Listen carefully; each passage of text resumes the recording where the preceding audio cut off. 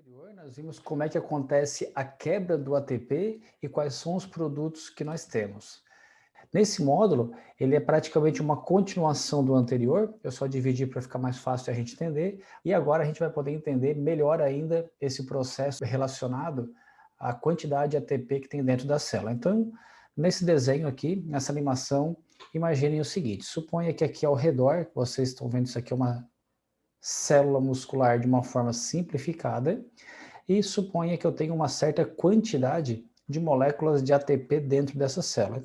Nesse exato momento que nós estamos aqui em repouso, dentro da minha célula muscular aqui na coxa, por exemplo, eu tenho uma quantidade determinada de ATP em cada célula muscular.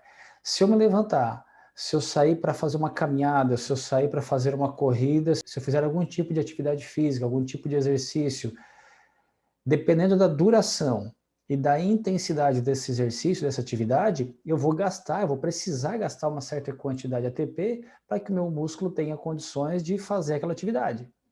Então, o que nós temos aqui? Na medida em que eu vou aumentando a minha necessidade energética, a minha necessidade de gastar ATP, que eu vou me exercitando, eu vou gastando o ATP que eu tenho dentro do meu músculo. Por enquanto, nós estamos falando apenas do gasto, ou seja, o ATP está sendo diminuído. Eu tinha uma quantidade de ATP dentro do músculo e na medida que eu vou me exercitando, essa quantidade de ATP vai diminuindo. Então, esse é um processo relacionado à quantidade. Eu não mostrei aqui nessa animação nenhum tipo de molécula de ADP e nem AMP. Nesse momento, o foco é a gente entender que a gente tinha uma quantidade de ATP e que a gente foi gastando e essa quantidade de ATP diminuiu lá dentro do músculo. Só que, o que acontece numa situação onde eu gasto uma certa quantidade de ATP não muito alta? Por exemplo, uma situação de repouso, nós temos uma quantidade de ATP e na medida que a gente gasta, ou mesmo durante uma atividade física, desde que não seja muito intensa, muito prolongada, a gente vai gastando o ATP e a gente vai repondo. Ou seja, o meu corpo tem uma capacidade, a minha célula muscular tem uma capacidade de repondo, de reconstruindo esse ATP que foi gasto. Então, estou mostrando aqui em amarelo para vocês o quê? Os ATPs que estão sendo reconstruídos. Na medida em que eu vou gastando alguns ATPs, outros vão sendo refeitos, vão sendo reconstruídos.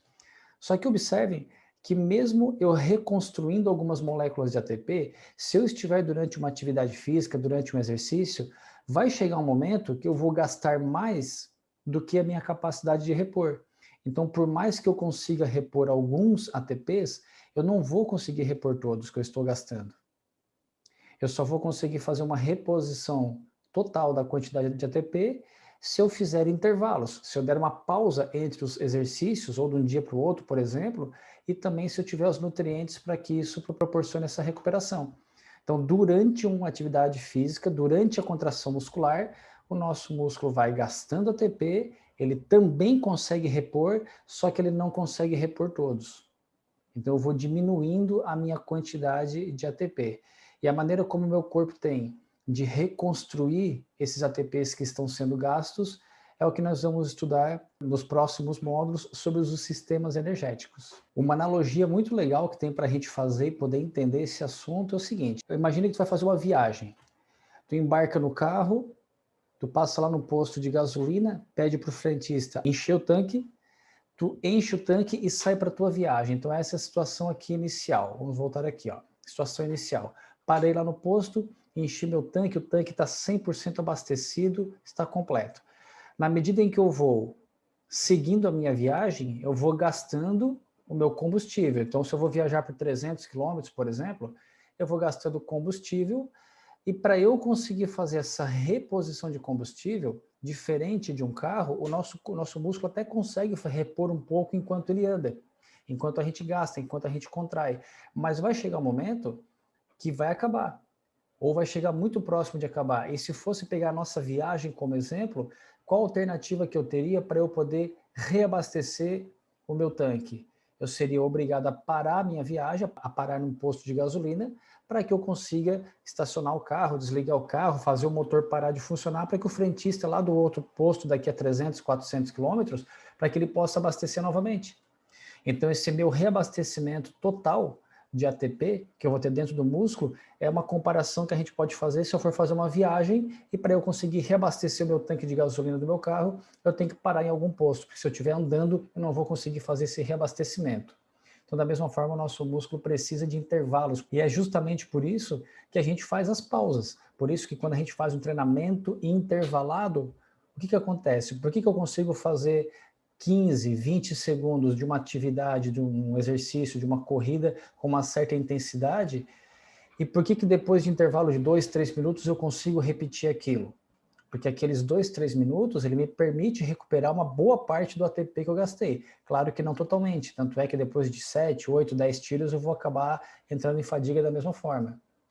Mas é justamente por isso que a gente faz as pausas, tá? Para que a gente possa fazer o quê? Restauração dos meus estoques de ATP, perfeito?